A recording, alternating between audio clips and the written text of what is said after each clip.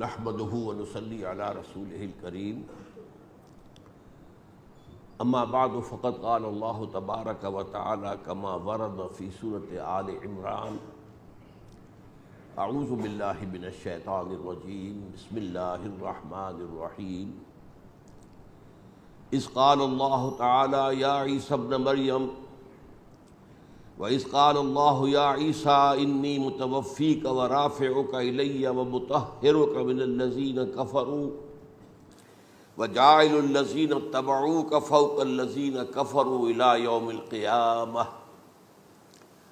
وَقَالَ عَزَّ وَجَلَّ كَمَا وَرَدَ فِي سُورَةِ النِّسَاءِ وَقَوْلُهُمْ إِنَّا قَتَلْنَا الْمَسِيحَ عِيسَى ابْنَ مَرْيَمَ وَمَا قَتَلُوهُ وَمَا صَلَبُوهُ ولكن شبه لهم وإن الذين اختلفوا فيه لفي شك منه ما لهم به من علم إلا اتباع الظن وما قتلوه يقينا وقال عز وجل كما ورد في سورة المائدة وكنت عليهم شهيدا ما دمت فيهم فلما توفيتني كنت أنت الرقيب عليهم وَأَنْتَ عَلَى كُلِّ شَيْءٍ شَهِيدٌ وقال عز وجل كما ورد في سورة الزمر الله يتوفى الأنفس حين موتها والتي لم تمت في منامها فيمسك التي قضى عليها الموت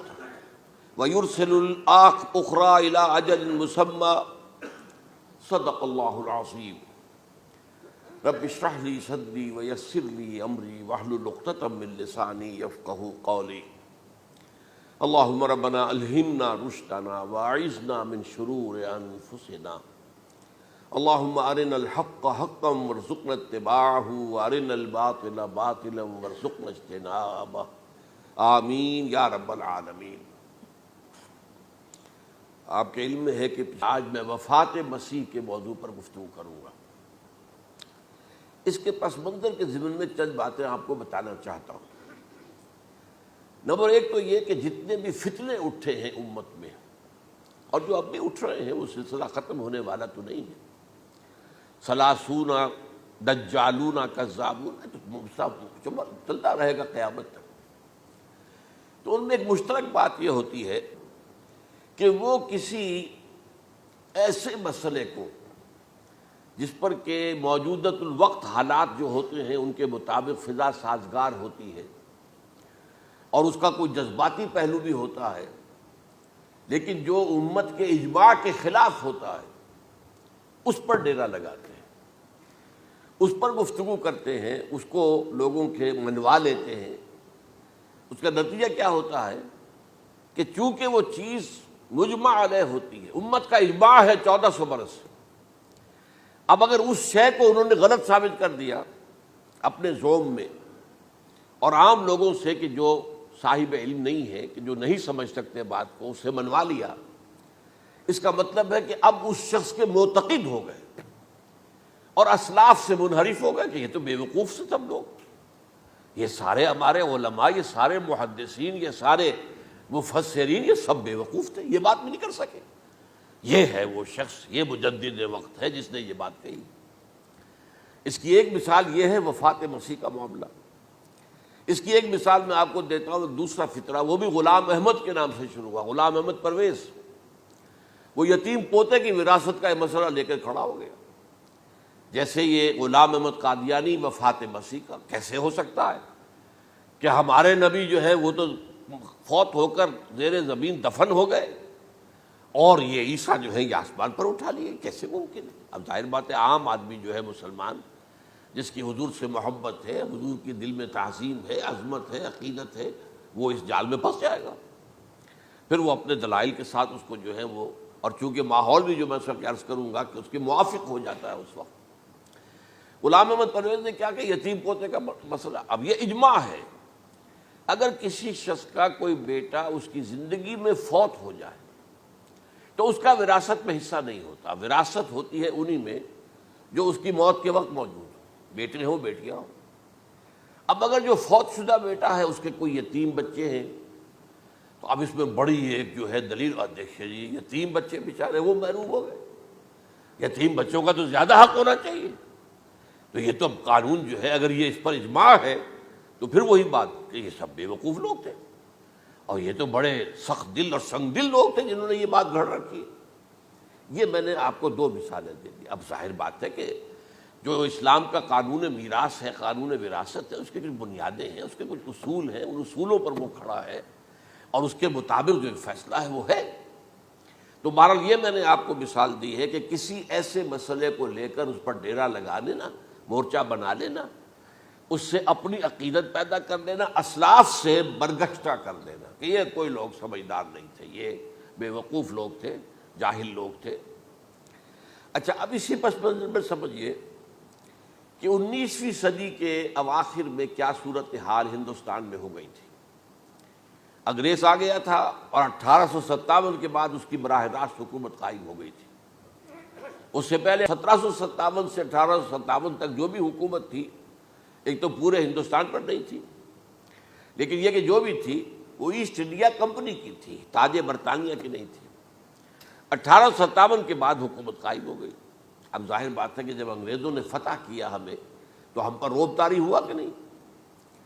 پھر جو زندہ قومیں ہوتی ہیں ان میں کچھ اچھے اوصاف ہوتے ہیں، ان کے اندر فرض شناسی ہے، ان میں دیانت داری ہے. انگریز ڈپٹی کمشنر تھا، 9 بجے کا وقت ہے تو ٹھیک 9 بجے دفتر میں موجود ہوگا. ہمارے لوگ جو آ رہے ہیں لیٹ آرام سے، لیکن یہ ہے کہ ان کی یہ چیزیں جو ہوتی تھی پھر بات اگر کی ہے تو اس کو پورا کیا ہے. تو اس حوالے سے ان کا رعب ہوتا ہے. اسی طور پر اس زمانے میں ایک صورت یہ پیدا ہو گئی کہ نیوٹن کی فزکس آ گئی اور معلوم ہوا کہ یہ تو گویا کہ آسمان کی وحی سے بھی زیادہ معتبر ہے.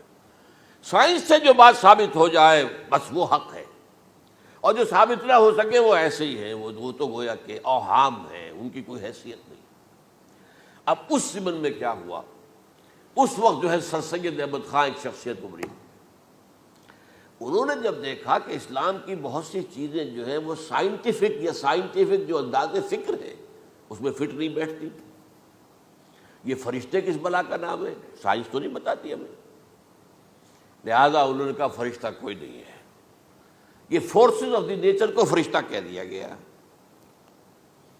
یہ جن کیا بلا ہوتے، کوئی جن ون نہیں ہے، وہ تو سائنس کی اس میں تو نہیں آتے، دکھائی نہیں دیتے، کوئی جن نہیں. یہ تو جو مشتعل مزاج کے لوگ ہوتے ہیں انسان، ان کو جن کہہ دیا گیا کہ وہ آگ سے پیدا ہوئے. جیسے ہم کہہ دیتے ہیں فلاں شخص غصے میں آگ بگولا ہو گیا، تو وہ آگ تھوڑی ہو جاتا، یہ تو استعارہ ہے. اس طرح یہ جو معجزات ہیں یہ کوئی شے نہیں، ان کی بھی فزیکل توجیحات. یہ حضرت موسیٰ جب پار ہوئے اپنی قوم کو لے کر سمندر کے تو یہ کوئی معجزہ نہیں تھا، یہ کوئی حضرت موسیٰ کی ضرب کی وجہ سے پھٹا نہیں تھا سمندر، بلکہ وہ تو مد و جزر کا معاملہ تھا. جس وقت سمندر اترا ہوا تھا جزر میں تھا تو موسیٰ اپنی قوم کو لے کر گزر گئے. جب فرعون آیا اپنے لشکر کے ساتھ تو سمندر مدھ پر آ گیا، چڑھ آیا، لہذا وہ ہلاک ہوئے. تو معجزات کا انکار، ان تمام کے اندر ایسی فضا پیدا ہو گئی تھی کہ جو عقلی اور سائنٹیفک، عقلی سے آگے بڑھ کر، ایک تو عقلی ہوتا منطقی، ایک ہے عقلی سائنٹیفک، کہ اس کے حوالے سے جو چیز اسلام کی فٹ نہیں بیٹھی، جیسے کہ آپ کہتے ہیں round peg in a square hole اور square peg in a round hole. اب اسکوئر پیگ ہے، راؤنڈ ہول ہے، تو آپ کو اس کے کونے تراشنے پڑیں گے تب وہ اس ہول میں جائے گا. لہذا انہوں نے وہ کونے تراشے، اسی کے طرز پر پھر چلے ہیں.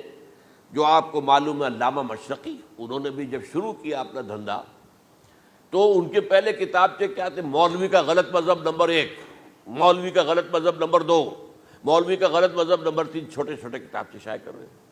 مولویوں سے علماء سے برگشتہ کر دیا.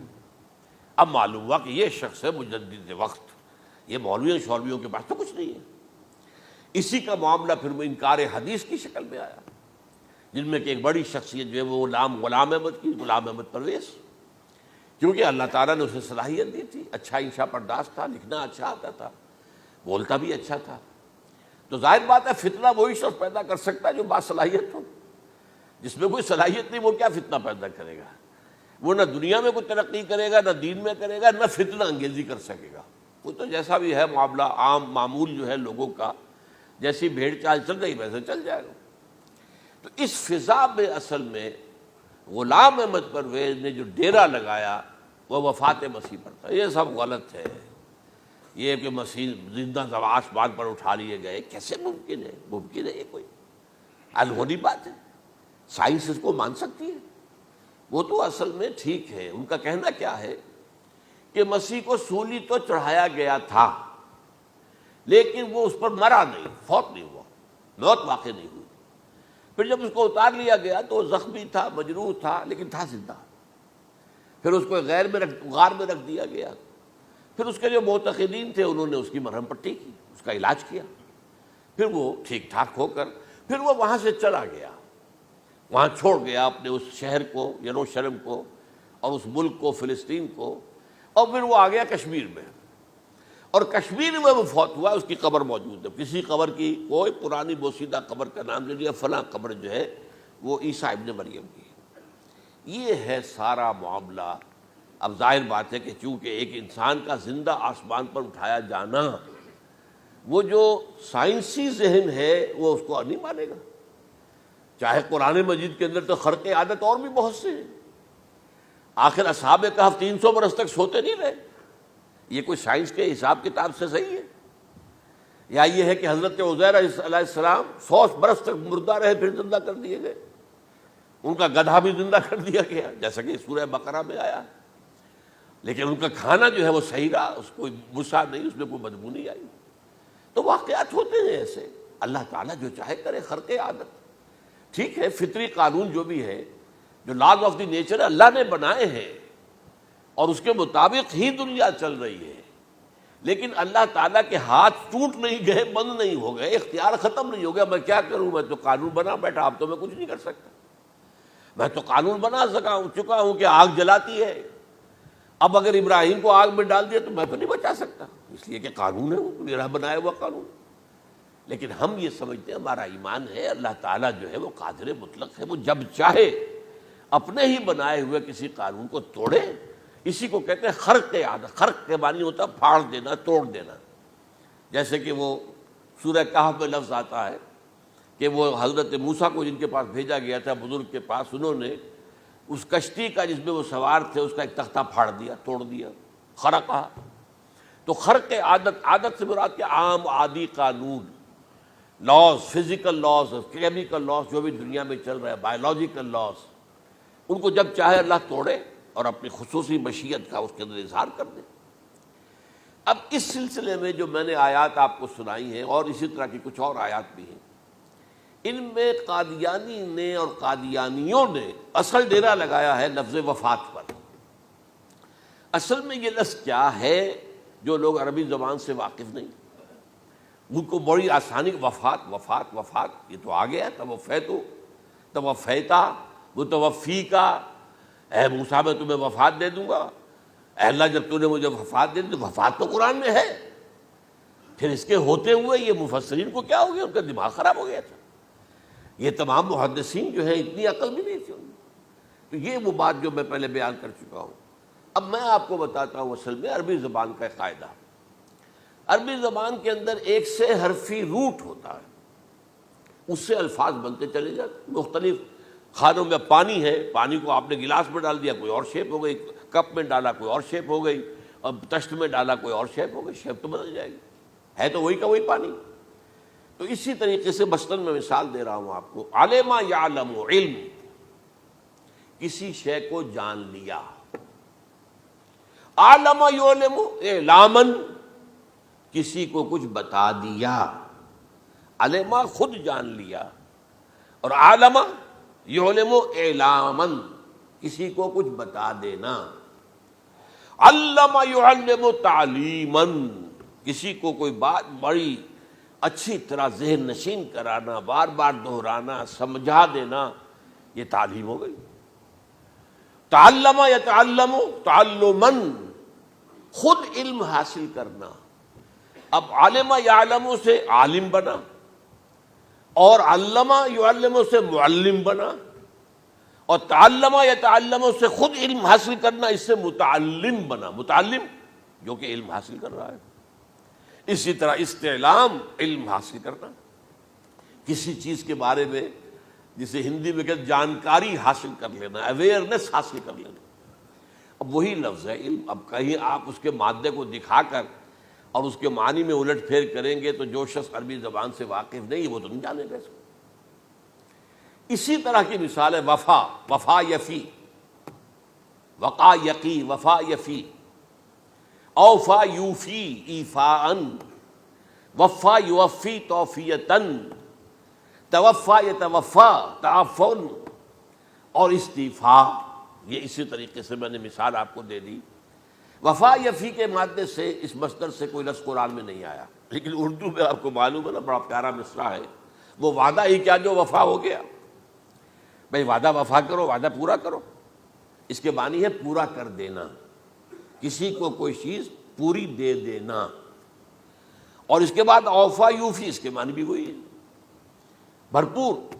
اس سے بنے گا اوفو بعہدی اوف بعہدکم، یہ جو سورہ بقرہ کے 5ویں رکوع میں آیا ہے، یہودیوں تم میرے عہد کو پورا کرو تو میں تمہارے عہد کو پورا کروں گا، تم میرے عہد کو پورا کرو، میں نے تم سے عہد لیا تھا کہ جو رسول نبی امی آئیں گے، نبی رسول امی، اس کو تمہیں ماننا ہے، اس کا ساتھ دینا ہے۔ اوفو بعہدی، اب اس عہد کو پورا کرو، اوف بعہدکم، تو میں تمہارے ساتھ برکات خیرات جیسی پہلے رہی ابھی باقی رکھوں گا۔ وفا یوفی، پورے اہتمام سے پورا کر دینا، کسی کو دے دینا چیز پورے اہتمام کے ساتھ، جیسے علمہ یعلم، پورے اہتمام کے ساتھ درجہ بدرجہ ایک بات ذہن نشین کرنا۔ یوفی، اس کا جیسے وَإِبْرَاهِيمَ الَّذِي وَفَّى، ذرا اس ابراہیم کا تذکرہ کرو جس نے سارے تقاضے جو اللہ کے تھے پورے کر دیے، بھرپور، جو امتحان آیا اس میں وہ ثابت قدم نکلے۔ توفا یا توفا، یہ آیا کسی شے کو پورا پورا لے لینا۔ اب ایک ہے پورا پورا دے دینا، ایک ہے پورا پورا لے لینا، ایک ہے کسی کو علم دینا، علمہ یعلم تعلیما، کسی کو پورا دینا، وفا یوفی توفیتن، کسی سے علم حاصل کرنا، تعلم یتعلم تعلما، کسی سے پورا پورا لے لینا ہے، توفا یتوفی، اور اسی طرح استیفاء، کسی سے پورا لے لینا۔ یہ لفظ آیا ہے ویل للمطففین الذین اذا اکتالوا علی الناس یستوفون واذا کالوہم ووزنوہم یخسرون، ہلاکت و بربادی ہے ان ڈنڈی مارنے والوں کے لیے جو جب تول کر لیتے ہیں تو پورا لیتے ہیں، اور جب دیتے ہیں تو اس میں کمی کر دیتے ہیں، ڈنڈی مار جاتے ہیں۔ الا یظن اولئک انہم مبعوثون، کیا انہیں یاد نہیں رہا ہے کہ یہ دوبارہ اٹھائے جائیں گے، اللہ کے سامنے کھڑے ہوں گے، حساب ہوگا پورا پورا، پیسے پیسے کا۔ تو یہ میں نے آپ کو اس گردان سے بتا دیا کہ ایک ہی لفظ جو ہے وہ کتنے معنی دے رہا ہے۔ مادہ ایک ہے، وفا یوفی پورا کر دینا، اوفا یوفی پورا کر دینا، لیکن توفا یتوفی پورا لے لینا، استیفاء پورا لینا، اذا اکتالوا علی الناس یستوفون واذا کالوہم ووزنوہم یخسرون۔ اب دیکھیے اس میں قرآن مجید جو ہے اس کے ضمن میں سب سے جو فیصلہ کن آیت ہے وہ سورہ زمر کی ہے، اور یہ جو میں نے پچھلی مرتبہ بھی آپ سے کہا تھا، لا یاتیہ الباطل من بین یدیہ ولا من خلفہ، قرآن پر باطل حملہ آور ہو ہی نہیں سکتا، نہ سامنے سے نہ پیچھے سے۔ اب دیکھیے یہ ساری آیتیں جن میں حضرت مسیح کا ذکر ہے اور وفات کا لفظ جو ہے مختلف صورتوں میں استعمال ہوا ہے، اس میں سورہ زمر جو کہ مکی صورت ہے اس میں ہے وہ کانٹے دار آیت جس سے مسئلہ حل ہوتا ہے۔ وہ کیا ہے؟ وہ میں نے آپ کو سنائی ہے، اللہ یتوفی الانفس حین موتہا، اللہ قبض کر لیتا ہے، لے لیتا ہے نفس کو اس کی موت کے وقت، واللتی لم تمت فی منامہا، اور جس کے مرنے کا وقت نہیں آیا، مرا نہیں ہے، اس کی نیند میں لے لیتا ہے۔ فیمسک التی قطع علیہ الموت، تو جس پر موت کا فیصلہ ہو چکا ہے اس کو تو روکے رکھا ہے، موت کے وقت لیا اور روکے رکھا۔ اور ویرسل الاخری الی اجل مسمی، اور جو دوسرے ہیں جن کی موت کا وقت نہیں آیا ان کو مؤخر کر دیتا ہے، واپس کر دیتا ہے، لوٹا دیتا ہے۔ اب سوال یہ، نیند میں کیا چیز اللہ لیتا ہے؟ کیا جان لیتا ہے؟ جائز بات ہے نہیں، شعور نہیں چلا گیا۔ ایک ہے انسان کا شعور، وہی تو سب سے اعلیٰ شے ہے، سب سے اونچی چیز تو وہی ہے۔ یہ شعور ختم ہو گیا تو انسان کہاں رہا؟ اس کے نیچے جو کچھ ہے وہ تحت شعور ہے، سب کانشیس مائنڈ۔ تو خواب واب جو ہوتے ہیں وہ سب کانشیس مائنڈ کے ہوتے ہیں، وہ کانشیس مائنڈ کے تو نہیں ہوتے۔ جو کانشیسنس ہے، شعور جو ہے، اور خاص طور پر خود شعوری، وہ نیند میں اللہ سلب کر لیتا ہے۔ تو محض شعور کے لیے بھی وفات کا لفظ آ گیا۔ ابھی تو جان یہی ہے، جو سویا ہوا ہے وہ مرا تو نہیں ہے، زندہ ہے۔ البتہ جب جس کو ہم موت کہتے ہیں وقت آیا تو شعور بھی لے لیا، جان بھی لے لی، دو چیزیں لے لی۔ حضرت عیسیٰ پر پورا اطلاق ہوا، مجسم عیسیٰ کو لے لیا، شعور بھی لے لیا، جان بھی لے لی اور بدن بھی لے لیا۔ تو گویا کہ لفظ توفا کا کامل اطلاق تو صرف عیسیٰ پر ہو رہا ہے۔ ہم جب مرتے ہیں تو ہمارا جسم تو یہی رہتا ہے، وہ تو گیا قبر میں، پورا قبض نہیں کیا اس نے، پوری شے کو اپنے قبضے میں نہیں لیا، جسم تو یہی ہے۔ لیکن یہ کہ موت کے اندر ظاہر بات ہے کہ جان گئی، اور جان ہی اصل چیز ہے۔ جب جان نکل گئی تو یہ کیا ہے؟ یہ تو یوں سمجھیے کہ اب ایسی چیزیں جلدی سے قبر میں دبا دو، ورنہ یہ سڑے گی، گل جائے گی۔ اور قبر میں بھی کیا ہوگا؟ کیڑے ویڑے کھائیں گے، ختم کریں گے، الا ماشاءاللہ جس کو اللہ چاہے۔ انبیاء کرام اور شہداء کی جسموں کو اللہ تعالیٰ نے محفوظ رکھا ہوا ہے، واللہ عالم۔ تو اس اعتبار سے تو اب توفا، اللہ یتوفی الانفس حین موتها۔ اب نفس کا لفظ دیکھیے، یہ قرآن مجید میں نمبر کتنے معنی میں آیا؟ ایک تو پورا وجود کسی کا، یہ نفس ہے، میرا نفس، نفسی نفسی نفسی۔ کیا ہوگا جب قیامت کے دن ہم بول رہے ہوں گے؟ اور جو اللہ کے لیے بھی لفظ آ گیا نفس، نفس کے معنی ہم جب بولتے ہیں عام طور پہ تو وہ تو برے سچ میں بولتے ہیں، بھائی یہ نفسانی تقاضے ہیں، ان کو ذرا دبا کے رکھو۔ لیکن یہ نفس، یحذرکم اللہ نفسہ، اللہ تمہیں ڈراتا ہے اپنے آپ سے، یعنی اللہ اپنی ذات سے ڈراتا ہے کہ وہ جہاں رؤوف اور رحیم ہے وہاں پر وہ عذاب دینے والا بھی ہے، انتقام بھی لیتا ہے، شدید العقاب بھی ہے۔ تو یہ بھی ہو گیا نفس۔ پھر نفس جو ہے ہم اس کو بھی کہہ دیتے ہیں، جو کہ نفس کی ایک کیفیت ہے خاص، نفس لوامہ، نفس امارہ، نفس مطمئنہ، یا ایتھا النفس المطمئنہ ارجعی الی ربک راضیۃ مرضیہ۔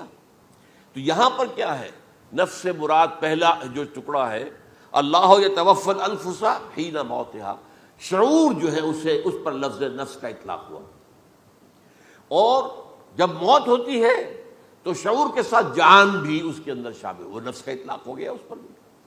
اور اصل میں لفظ توفا جو ہے اس کا حقیقی مفہوم اگر پورا ہوا ہے اس معنی میں کہ پورا کا پورا لے لینا، تو وہ تو صرف حضرت مسیح علیہ السلام کے بارے میں ہے۔ شعور جمع جان جمع جسم، وہ سب کی سب اللہ تعالیٰ نے لے لی۔ تو یہ اصل میں اس آیت کے اوپر جو ان لوگوں نے زور لگایا ہے، اس میں اس اعتبار سے کہ یہ لفظ وفات جو ہے اس کے اوپر جو ہے عام طور پر وفات کے معنی ہے موت ہے، حالانکہ قرآن مجید میں موت کا لفظ بھی تو آیا ہے نا، ان موتہا واللتی لم تمت، یہ سارے الفاظ موت کا لفظ بھی تو آتا ہے نا۔ لیکن یہ کہ وفات کا لفظ بھی ہے، کوئی شک نہیں ہے، حضور کی وفات ہو گئی، فلاں کی وفات ہو گئی، یہ بھی ہے، لیکن یہ اس کا ایک استعمال ہے۔ وفا یفی، اوفا یوفی، وفا یوفی، توفا و یتوفی، استیفا یستعفی، یہ سارے الفاظ اسی سے وفا کے لفظ سے بن رہے ہیں۔ اب یہ کہ اس کے ضمن میں عقلی بات آپ کے سامنے رکھنا چاہتا ہوں۔ یہ تو میں نے آپ کے سامنے اس لفظ کے حوالے سے، کیونکہ سارا ڈیرا اس لفظ پر ہے ان کا۔ دیکھیے پہلی بات عقلی طور پر یہ ہے جو قرآن سے ثابت ہے، رسول کبھی قتل نہیں ہو سکتا اور رسول کبھی مغلوب نہیں ہو سکتا۔ اس میں فرق ہے نبی اور رسول کا، نبی قتل ہو سکتا ہے، رسول قتل نہیں ہو سکتا۔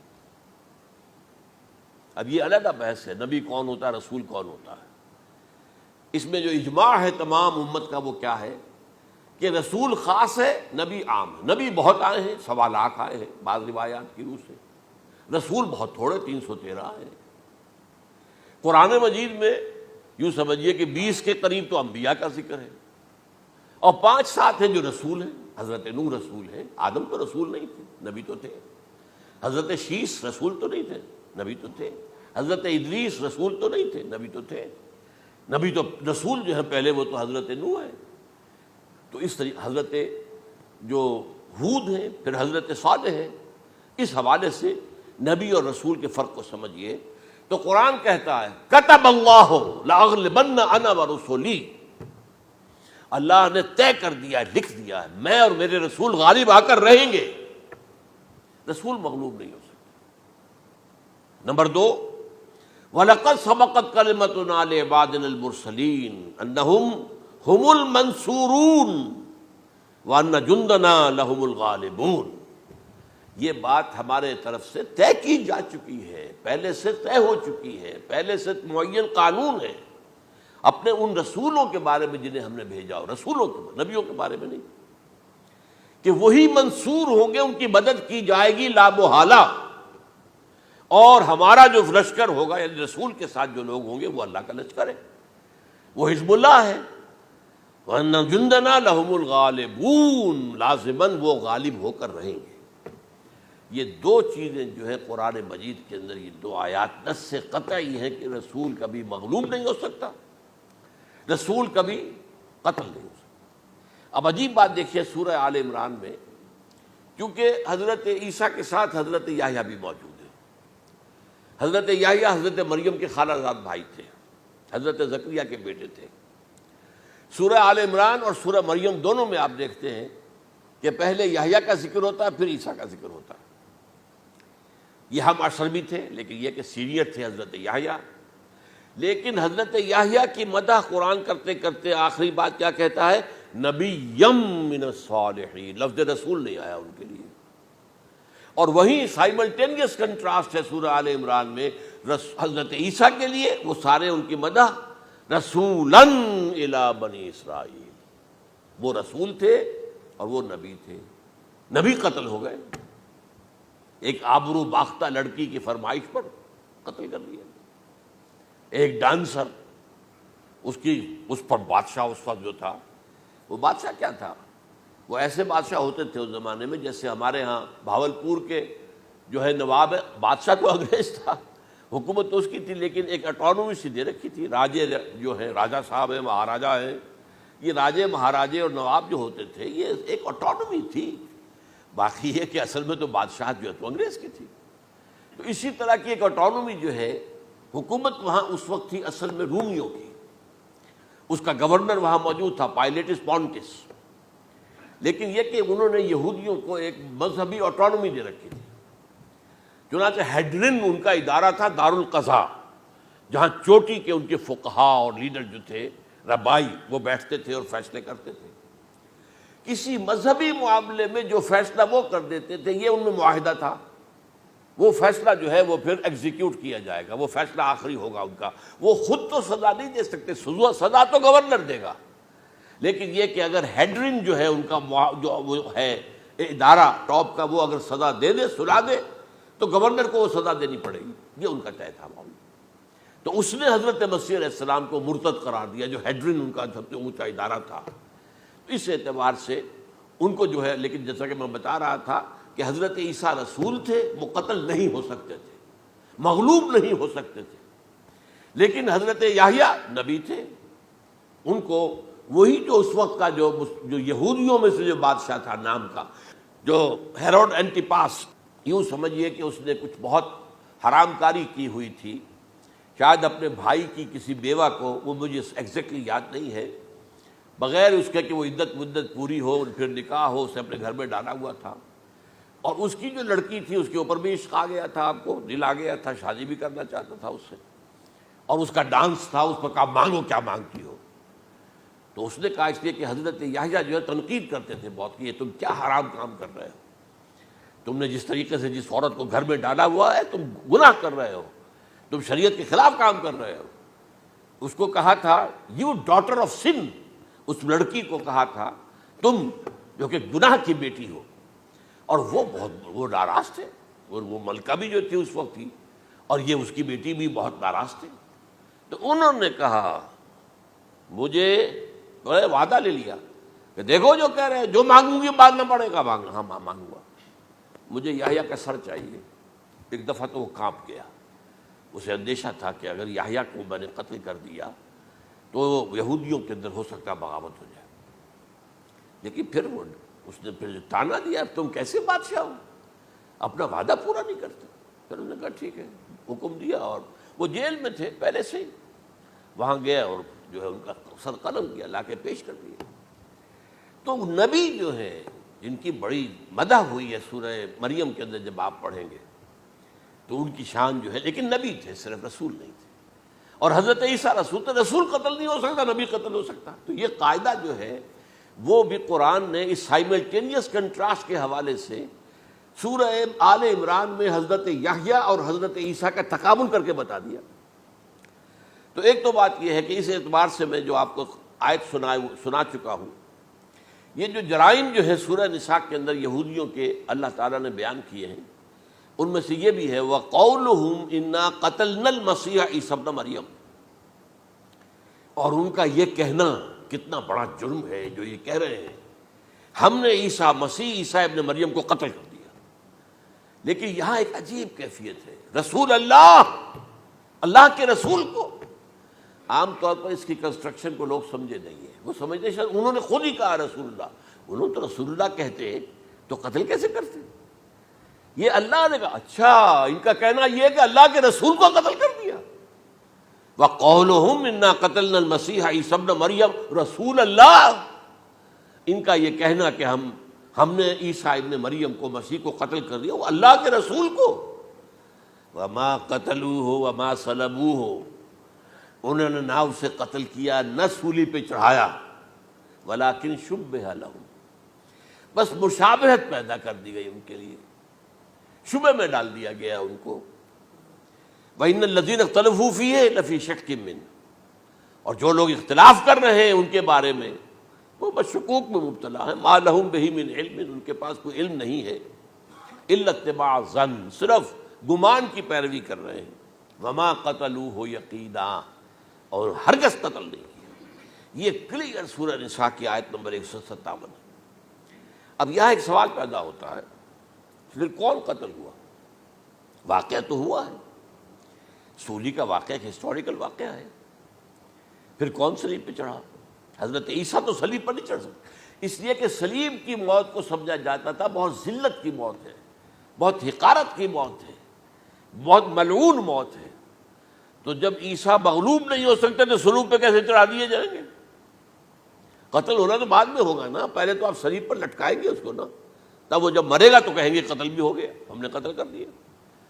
صلیب کیا ہوتی تھی یہ معلوم ہے آپ کو؟ ایک لمبی لکڑی, ایک جو ہے ٹرانسفرس آ جائے گی اس کے اوپر, اور اس میں سے یہ ہے کہ اس کے دونوں, ایک شخص کے جو ہے دونوں ہاتھ وہ نیل کر دیے جاتے تھے.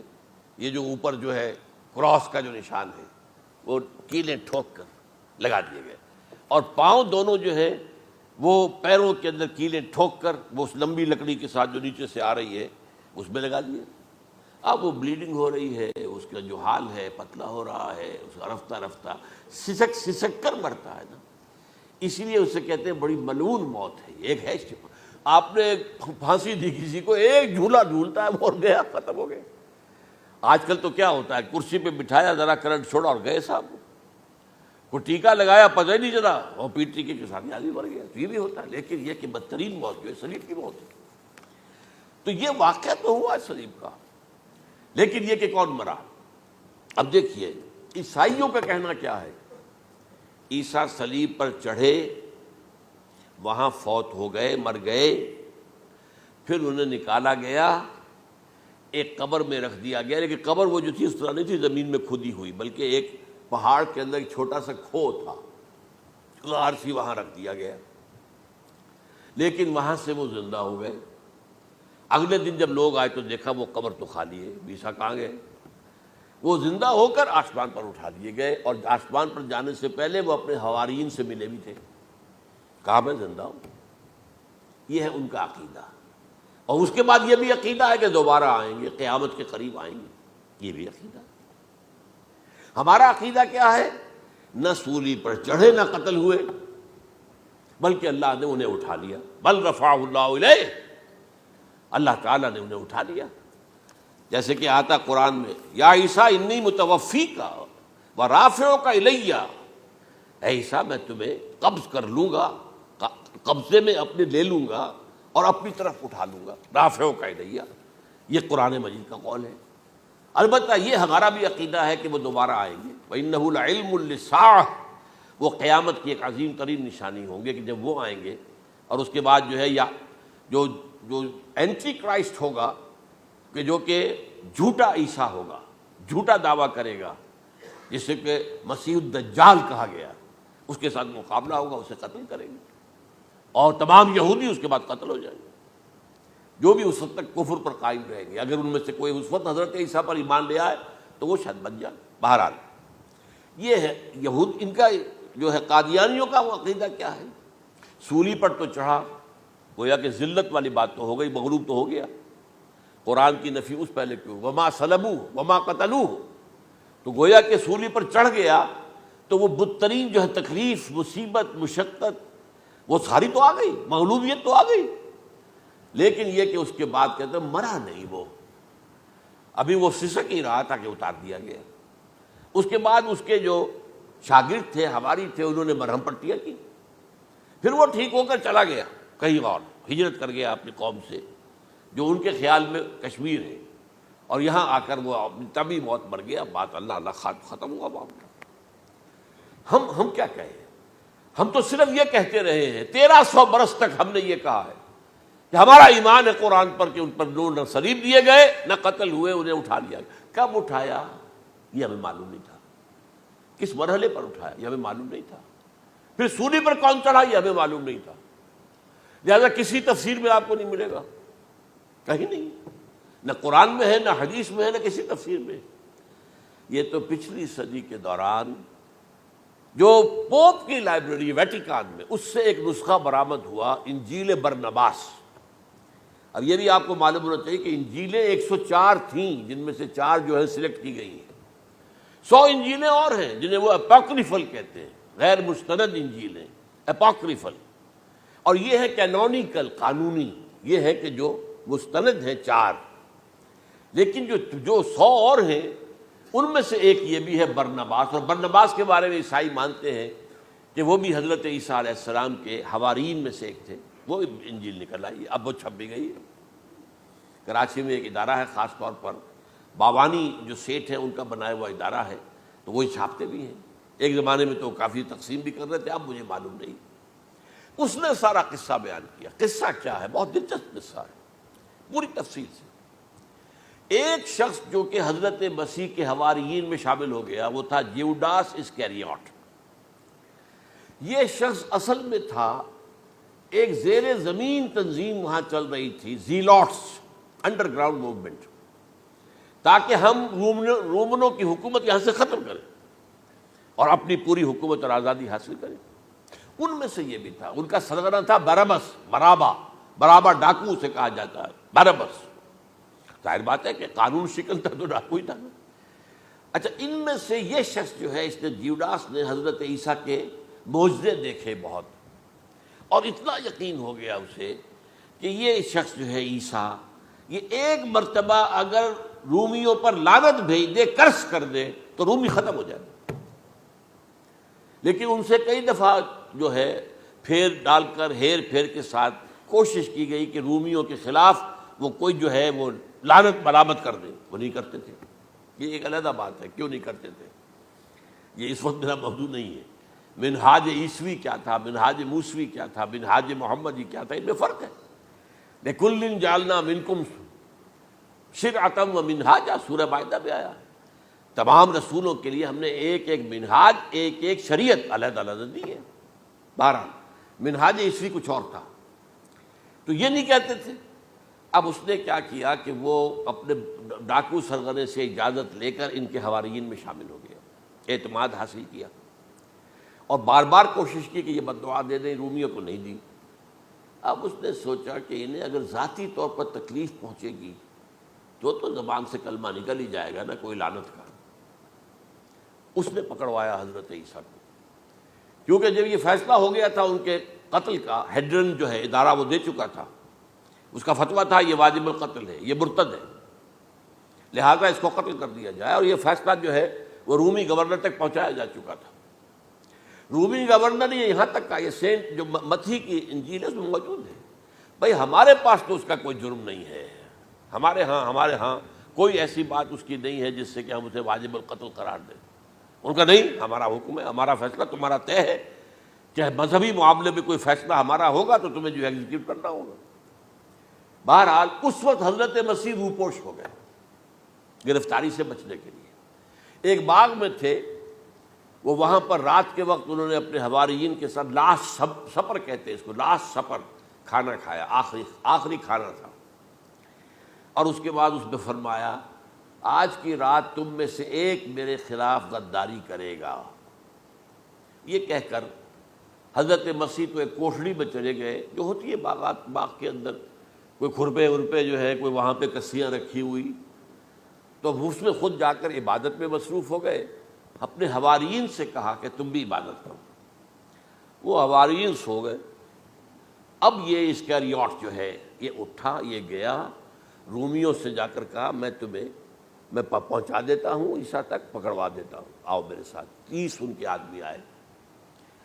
وہ اس سے کہا باغ کے باہر کھڑے رہو تم، میں اندر جاؤں گا تھوڑی دیر کے بعد تم آنا، جسے میں کہوں اے میرے استاد، پکڑ لینا اسی کو.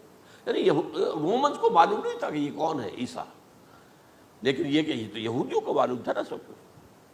ہوا کیا کہ وہ جب اندر آیا ہے اور کوٹھڑی میں داخل ہوا، اسی وقت اس کی شکل بدل دی گئی حضرت مسیح کی. شبہ لہم، مشابہت پیدا کر دی گئی، شبیہ بدل دی گئی، اور چھت پھٹی، 4 فرشتے اترے اور حضرت مسیح کو لے کر آسمان پر چلے گئے. تو باہر آیا وہ، تو جیسے ہی وہ یہ باہر آیا وہ باقی ہماری جان گئے اے ہمارے استاد. اسی وقت جو ہے وہ رومی داخل ہو گئے، تو پکڑ لیا. تو اصل میں گرفتار ہوا ہے برنباس کی انجیل کے مطابق یوڈاس اسکریوٹ، وہ سولی چڑھا ہے.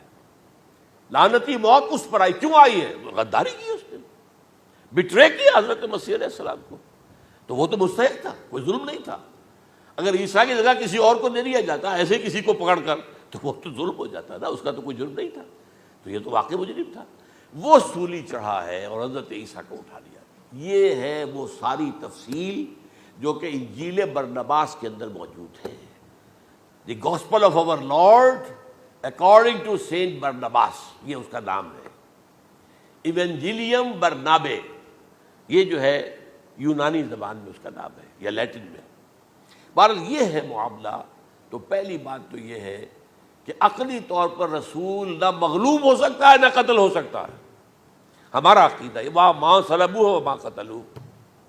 لیکن یہ کہ اگر یہودی، اگر جو قادیانی مانتے ہیں سولی چڑھ گئے تو صلیب تو ہو گئی، قرآن کی نفی تو ہو گئی، ہاں مرا نہیں، یہ دوسری بات ہے. دوسری بات یہ ہے کہ رسولوں کے باب میں اللہ کا قانون کیا ہے. اگر کسی قوم کی طرف رسول کو بھیجا اور اس قوم نے بحیثیت مجموعی انکار کر دیا، رد کر دیا، ریجیکٹ کر دیا، پوری قوم ہلاک، اور رسول اور اس کے جو چند ساتھی ایمان لے آتے تھے وہ وہاں سے ہجرت کر کے چلے جاتے تھے. لیکن ہجرت کر کے جاتے تھے تو اس کے بعد کسی اور مقام پر کریں گے اہل نظر تازہ بستیاں آباد. پھر وہاں پر ایک قوم انہوں نے جو ہے اپنا مرکز بنایا، ایک نئی امت کھڑی ہو گئی. اس کی سب سے بڑی مثال کیا ہے؟ قوم عاد ختم ہوئی حضرت ہود علیہ السلام کو ریجیکٹ کرنے کے باعث، ہلاک کر دی گئی. حضرت ہود علیہ السلام اپنے ساتھیوں کو لے کر، یہ قوم عاد تھی عرب کا جزیرہ نما، عرب کے جنوبی علاقے کے اندر جو اب صحرا ہے، بہت بدترین صحرا ہے، الربع الخالی جسے کہتے ہیں، خالی ہے، وہاں کوئی زندگی کے آثار ہے ہی نہیں، نہ کوئی پتیاں ہیں، نہ کوئی گھاس ہے، نہ کوئی انسان ہے، نہ کوئی حیوان، کچھ نہیں. الربع الخالی بدترین صحرا ہے.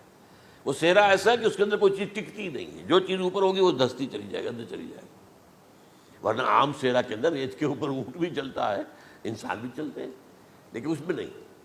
تو یہاں پر قوم عاد جو ہے آباد تھی، اور اب جو ہے وہ سیٹلائٹ سے دیکھ لیا گیا ہے کہ قوم عاد کا جو بڑا بادشاہ تھا شداد، اس نے جو جنت بنائی تھی وہ موجود ہے، زیر زمین اسی صحرا کے نیچے دفن شدہ موجود ہے، جس کو کہا گیا ہے الم تر کیف فعل ربک بعاد ارم ذات العماد التی لم یخلق مثلها فی البلاد، ایسے ایسے ستونوں والا جیسے پہلے دنیا میں بنے ہی نہیں تھے۔ وہ قوم عاد تھی، بڑی زبردست قوم تھی، قوم جبارین، لیکن یہ کہ اس کے بعد ہلاک ہو گئی۔ اب حضرت ہود اپنے مسلمان ساتھیوں کو لے کر نکل گئے، جزیرہ نما عرب کے مغربی کونے میں جا کر، شمال مغربی کونے میں آباد ہو گئے، وہاں ایک نئی قوم پیدا ہوئی سمود۔ اب یہ اسلامی بستی بن گئی، لیکن اس کے اندر بھی پھر بعد میں زوال آیا، پھر وہاں نبی بھی آئے، لیکن اس کے بعد یہ کہ آخری رسول بھیجے گئے حضرت صالح، اور وہ بھی ہلاک ہوئے کیونکہ حضرت صالح کو انہوں نے رد کر دیا۔ تو یہ میں نے مثال دی ہے آپ کو کہ رسول جو ہے وہ وہاں سے اگر ہجرت کرتا ہے تو ہجرت کر کے وہ یہ نہیں جان بچا کے جا کے گمنامی میں کہیں مر گیا، وہ تو جا کر اپنے ساتھیوں کو لے کر جائے گا، اور جا کر جو ہے وہاں پر جو ہے ایک نئی جگہ پر آباد ہوگا، ایک نئی تہذیب ابھرے گی۔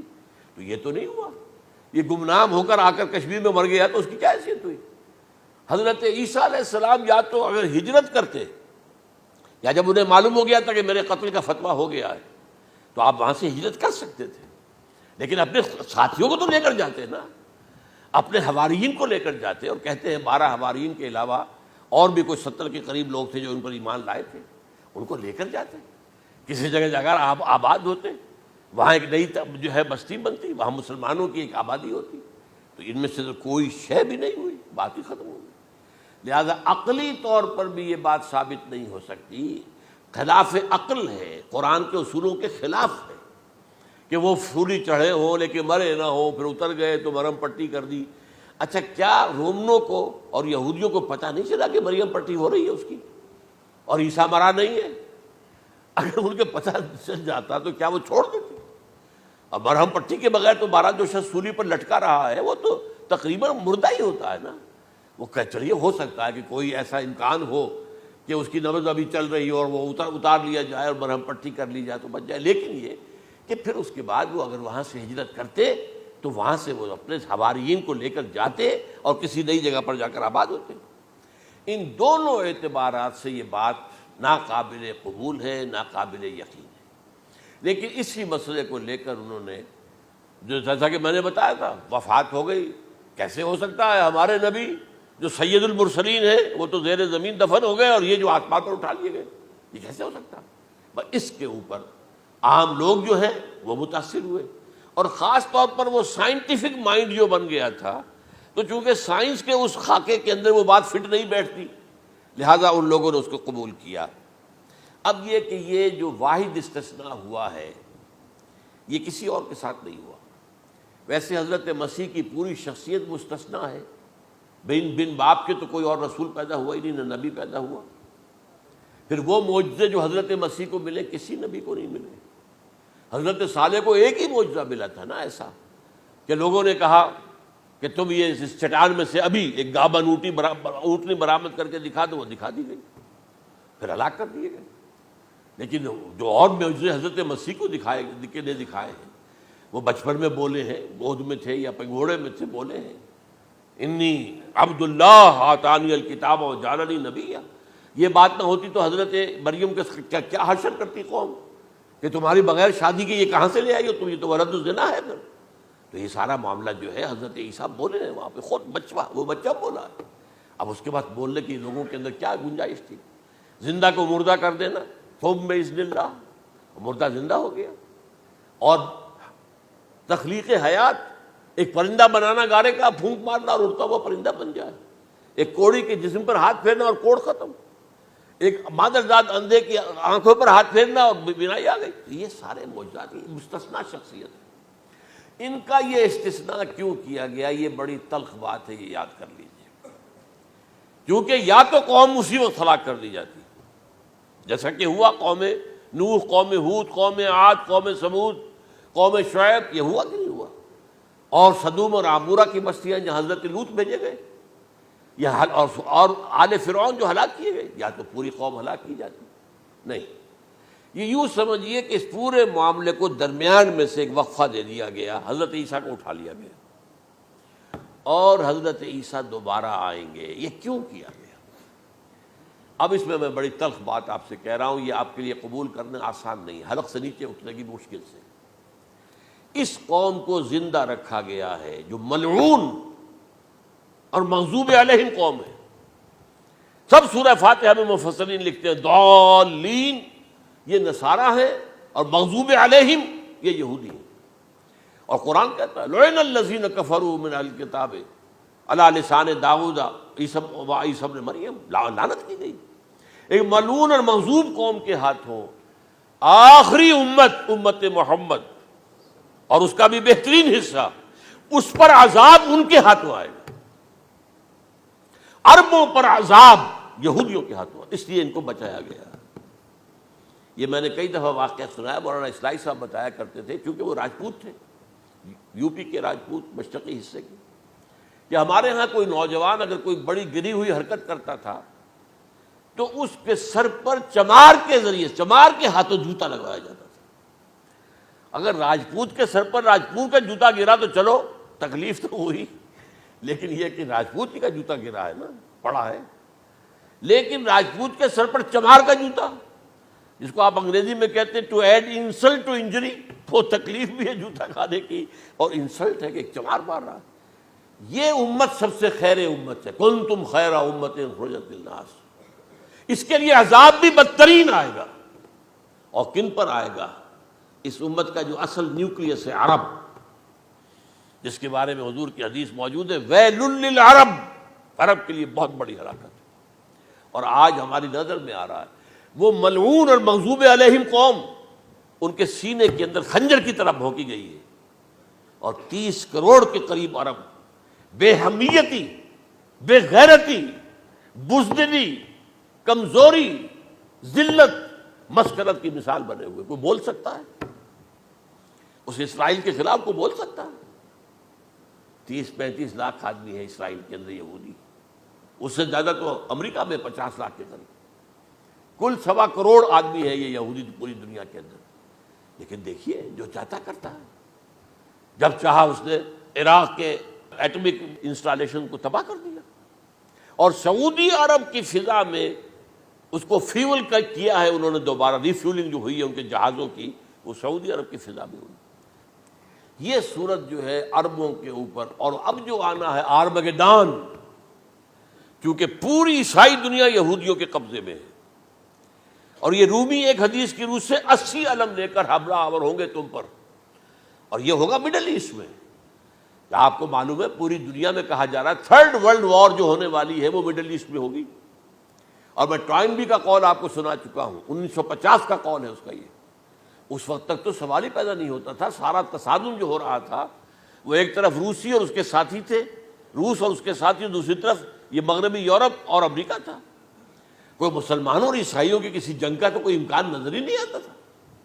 لیکن ٹائنبی نے کہا ہے، جو سب سے بڑا فلاسفر آف ہسٹری ہے 20ویں صدی کا، کہ اب جو جنگ ہوگی بڑی، جو اس نیکسٹ سینچری کی، 21st سینچری کی، وہ در حقیقت کمیونزم کے درمیان اور کیپٹلزم کے درمیان نہیں ہوگی، بلکہ عیسائیوں اور مسلمانوں کے درمیان ہوگی. یہ میں اس کا حوالہ بھی پورا آپ کو دے چکا ہوں، اس نے یہ کہاں یہ بات کہی. تو یہ ہے، یہ بات جان لیجیے. اور مڈل ایسٹ میں ہوگی، گریٹر اسرائیل بنے گا. حدیث میں خبریں، یہ سارے مسلمان ممالک تمہارے ہاتھ سے نکل جائیں گے مسلمانوں. یہ عراق اور اردن اور یہ اور وہ، یہاں تک کہ ترکی، سعودی عرب کا بھی شمالی حصہ نکل جائے گا. البتہ مدینے کا جو ان کا پروگرام ہے اس کو اللہ نہیں پورا ہونے دے گا. مدینے میں داخلے کی ان کو اجازت نہیں ملے گی. بہرحال یہ سارا کچھ ہونے والا ہے. وہ وقت بھی آنے والا ہے کہ حضور کی ایک حدیث کے مطابق ایک شخص کے 1000 بیٹے ہوں گے تو 999 ختم ہو جائیں گے، ایک بچے گا. یہ وقت بھی آنے والا ہے کہ حضور فرماتے ہیں اتنی بڑی جنگ ہوگی، اتنی خونریزی ہوگی کہ پوری زمین اٹھ جائے گی لاشوں سے. تو پرندہ جو ہے، کوئی ایک تو پرندے ہوتے ہیں کہ جو مردار خور ہے، گدھ ہے، وہ تو بڑی خوشی سے اتریں گے، تناول فرمائیں گے لاشوں کو. اسی طریقے سے کوے ہیں، چیلے ہیں. لیکن جو نفاست پسند پرندے ہیں وہ لاش کے اوپر اترنا نہیں چاہتے. تو ایک پرندہ اڑتا چلا جائے گا، اسے کہیں زمین پر اترنے کی جگہ نہیں ملے گی، لاشیں ہی لاشیں ہوں گی. یہاں تک کہ وہ تھک ہار کر اس کے جو ہے پر جواب دے جائیں گے، گرے گا تو لاش پر گرے گا. یہ وقت آنے والا، اور یہ یہودیوں کے ہاتھوں، یا یہودیوں کے جو سپورٹرز ہیں اس وقت، جو ان کے ہاتھ میں اعلی کار ہیں، ان کے ہاتھوں آنا ہے۔ میرے نزدیک اس کام کے لیے اس ملعون قوم کو، کہ جو حضرت عیسیٰ کے زمانے سے ملعون ہو چکی ہے، اس کو باقی رکھا گیا ہے، اسے یہ موقع دیا گیا ہے۔ اس نے اسرائیل بنا لیا ہے، تقریباً 2000 سال کے بعد وہ دوبارہ آ کر آباد ہوئے اس سرزمین میں جہاں سے نکال دیے گئے تھے 70 عیسوی کے اندر۔ یہ سارا کچھ کیوں ہو رہا ہے؟ تو در حقیقت میرے نزدیک واللہ عالم حکمت خداوندی اس میں یہ ہے، انہیں روک کر رکھا گیا ہے اور حضرت عیسیٰ کو اٹھا لیا۔ پھر وہی عیسیٰ آئیں گے اور انہی کے ہاتھ میں یہ ہلاک ہوں گے، سوائے اس کے، چونکہ جو ایک میں نے آپ کو کئی دفعہ حوالہ دیا ہے، فلاڈلفیا ٹرمپٹ ایک رسالہ نکلتا ہے پروٹیسٹنٹ عیسائیوں کا، انہوں نے یہ لکھا ہے، اس نے لکھا ہے ایک پرچے کے اندر کہ جب حضرت مسیح آئے گی اینٹی کرائسٹ ہوگا، وہ لکھا اس نے کہ وہ یہودی ہوگا، حالانکہ وہ پرو یہودی ہے۔ وہ جتنے بھی یہ جو کرسچن زائنسٹ ہیں، یہ تو یہودیوں سے بڑھ کر زائنسٹ ہیں، ان کے بڑے سپورٹرز ہیں۔ تو لیکن اس نے لکھا ہے اینٹی کرائسٹ ول بی اے جیو۔ ابھی کچھ عرصے پہلے آپ کو یاد ہوگا نوسٹریڈیمس کا بڑا چرچا ہو گیا تھا، اس کی جو ہے وہ پیشن گوئیاں، اور یہ کہ ایک مسلمان ہوگا اینٹی کرائسٹ، اور صدام کے بارے میں اشارے کیے جا رہے تھے کہ وہ اینٹی کرائسٹ ہوگا وغیرہ وغیرہ۔ لیکن انہوں نے لکھا ہے کہ وہ اینٹی کرائسٹ یہودی ہوگا، اور اس نے لکھا 80% یہودی قتل ہو جائے گا۔ یہ میں نے ایک تعویل کی ہے اپنے ذہن میں کہ 20% شاید وہ ہوں جو حضرت عیسیٰ کی جو سیکنڈ کمنگ ہے، آمد ثانی کے موقع پر ان پر ایمان لے آئیں اور وہ بچ جائیں۔ لیکن جو بھی حضرت عیسیٰ کا انکاری ہوگا وہ ختم کر دیا جائے گا، جیسے قوم نوح ختم ہوئی، قوم ہود ختم ہوئی، قوم عاد ختم ہوئی، قوم صالح ختم ہوئی، اسی طریقے سے۔ تو یہ قانون خداوندی پورا ہونا ہے۔ بس ایسے ہی ہے جیسے کسی کو پھانسی کا حکم تو ہو گیا ہو لیکن ابھی ایگزیکیوشن نہ ہوئی ہو، ہوتا ہے 2 سال 3 سال گزر جاتے کہ پھانسی کا حکم ہے لیکن یہ کہ اب وہ پھانسی نہیں ہو رہی ہے، وہ اپیلوں در اپیلوں معاملہ چل رہا ہے۔ یہ ہے میرے نزدیک واللہ عالم، اللہ تعالیٰ نے یہ کوڑا ان مسلمانوں کے لیے رکھا ہوا ہے کہ جن کے رتبے ہیں سوا، ان کی سوا مشکل ہے۔ جتنا اونچا مقام اللہ نے دیا عربوں کو، ان میں حضور کو اٹھایا، ان کی زبان میں اپنا آخری کلام نازل کیا، تو ان کی ذمہ داری بھی بہت ہے۔ جن کے رتبے ہیں سوا، ان کی سوا مشکل ہے۔ اقول قولی ھذا واستغفر اللہ لی ولکم ولسائر المسلمین والمسلمات۔